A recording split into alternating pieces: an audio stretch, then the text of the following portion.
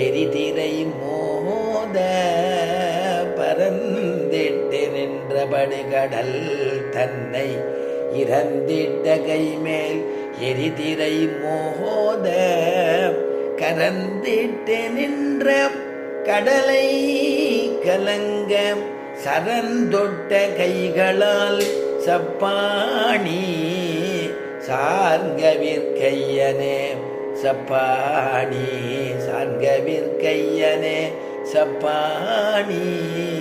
மற்றொரு பாசுரத்தில் குறக்கினத்தாலே குறைகடல் தன்னை குறக்கினத்தாலே குறைகடல் தன்னை நெருக்கியணை கட்டி நீள் நீரிலங்கை குறக்கினத்தாலே குறைகடல் தன்னை நெருக்கி அணை கட்டி நீள் நீரிலங்கை அரக்கர் அவிய அடுகணையாலே அரக்கர் அவிய அடுகணையாலே குறக்கிய நெருக்கிய கைகளால் சப்பாணி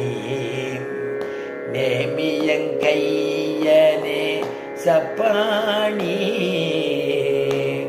நெருக்கிய கைகளால் சப்பாணி நேமியங்கையனே சப்பானிங்கிற குரக்கினத்தாலே குறைகடல் தன்னை குரங்குகளுடைய கூட்டங்களை சைன்யங்களை வச்சுட்டு பாலம் கட்டினவனே இப்படி ஒரு சேது பாலம் அமைச்சவனேன்னு கொண்டாடுறது பெரியாழ்வார்.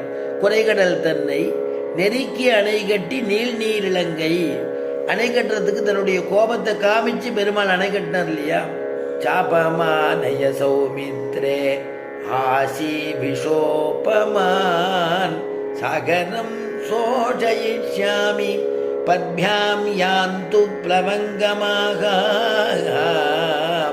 சாபமானய சௌமித்ரே பாரத்தை எடுத்துட்டு வான்னு சொல்லி அப்படி தொடுக்க போகும் பொழுது சமுத்திரராஜன் ஓடி வந்து திருவடியில் விழுந்தான் இல்லையா.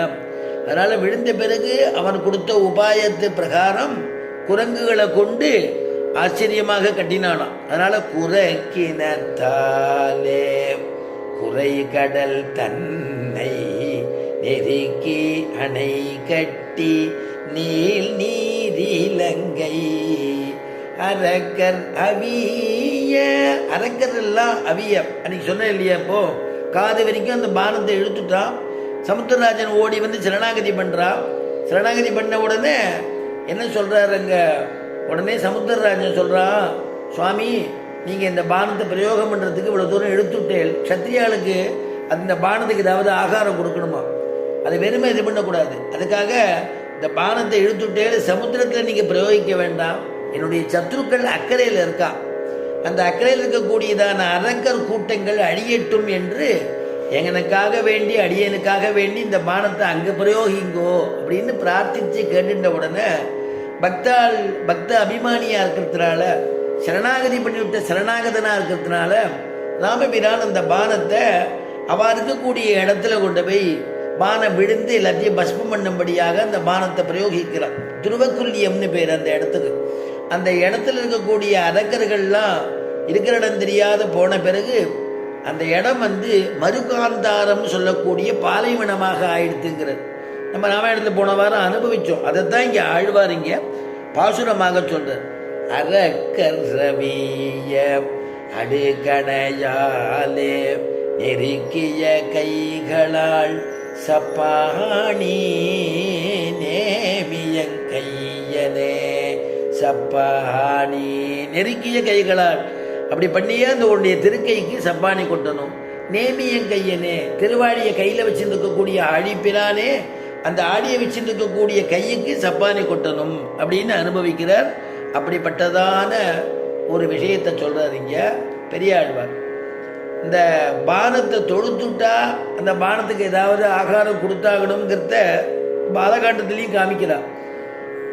பாலகாண்டத்தில் சக்கரவர்த்தி திருமகன் சீதா பிராட்டியினுடைய இதான இருக்கக்கூடிய இடத்துக்கு விஸ்வாமித்திரர் அழைச்சின்னு போகிறார். தாடகாவதமான பிறகு அழைச்சின்னு போனால் அங்கே சுயம்பரமாக சிவதனுசு வச்சிருக்கான் ஜனகர். அந்த சிவதனுசை எடுத்து நான் ஏற்றி அந்த நான் ஏற்றும் பொழுது சிவதனுசு உடஞ்சி போய்டுறது. அதுக்கப்புறமா சிவதனுசை தூக்கி நான் ஏற்றினத்தினாலேயே அவருடைய பராக்கிரமத்தை பார்த்து அசந்து போய் தன்னுடைய இதான பெண்ணை கொடுத்துட்றான். விவாகம் ஆயிடுறது. விவாகம்லாம் ஆயிடுது. 4 பிள்ளைகளுக்கு விவாகத்தை பண்ணி வச்சுடுறாரு விஸ்வாமித்திரர். அதனால் 4 குழந்தைகளுக்கும் அவனுடைய அண்ணன் தம்பி பிள்ளைகள் 2 பேர், இவருடைய இதான இவளுக்கு இருக்கக்கூடிய 2 பொண்ணும், அவனுடைய இதான ஜனகனுடைய இதான சகோதரனுடைய புத்திரிகள் 2 பேர், அந்த 4 பேரையும் இந்த 4 குமாரர்களுக்கும் கல்யாணத்தை பண்ணி வச்சுடுறாரு. கல்யாணம் பண்ணி வச்சுட்டு ஆச்சரியமாக திரும்பி வரும் பொழுது அயோத்திக்கு நுழையும் பொழுது அபசகுணங்கள்லாம் ஏற்படுறது. அப்போ காற்று சூறக்காற்று அடிக்கிற மாதிரி இருக்குது. என்ன இப்படி இருக்கே, எனக்கு உடம்பு என்னமோ மாதிரி பண்ணுறதே, ஏதோ ஒரு பயம் ஏற்படுறது எனக்கு. என்ன ஆச்சு, இப்போ மங்களகரமாக குழந்தைய அழிச்சுன்னு வரேனே, கல்யாணம் ஆகி அயோத்திக்கு அரண்மனைக்கு போகணுமே, அயோத்திக்கு முன்னாடி வாசலில் எப்படி ஏற்படுறது அப்படின்னு நினச்சிட்டே இருக்கும் பொழுது யார் அங்கே பிரத்யட்சமாறாருன்னா பரசுராமர் வந்துடுறார். பரசுராமர் க்ஷத்திரியர்களுக்கெல்லாம் பரசுராமரை கண்டா அவ்வளவு பயம். க்ஷத்திரியர்கள் தர்மத்து பிரகாரம் இருக்கலையானால் பரசுராமன் என்ன பண்ணுவாராம், அவரை வதம் பண்ணிடுவாராம். அதான் ஆழ்வார் அனுபவிக்கிறார். 21 கால அரசு களை கட்ட 21 தலைமுறை இல்லாதபடி பண்ணி அதுக்கப்புறம் எங்கே போயிருக்காருன்னு தெரியாது தபஸ் பண்ண போயிடுவார். மறுபடியும் அதர்மம் ஜாஸ்தி ஆகிடுதுன்னா மறுபடியும் அவளை சரி பண்ணுவார். அப்படிப்பட்டதான பரசுராமரை கண்ட உடனே அடேடே பரசுராமர் வந்துட்டாரேன்னு பயந்து போய் உடனே ஓடி போய் அவருடைய தசரதன் பரசுராமர் திருவடியில் விடாரு. திருவடியில் விழுந்து என் குழந்தைய ஒன்றும் பண்ணிடாதீங்கோ, இப்போ தான் கல்யாணம் ஆகி வரான், 12 வயசு பாலகன், இப்போ தான் கல்யாணம் பண்ணியிருக்கு, குழந்தைக்கு ஒன்று ஆசீர்வாதம் பண்ணுங்கோ, குழந்தைய ஒன்றும் பண்ணிடாதீங்கோன்னு பயந்து கதறான். ராமனை கூப்பிடு அப்படிங்கிறார்.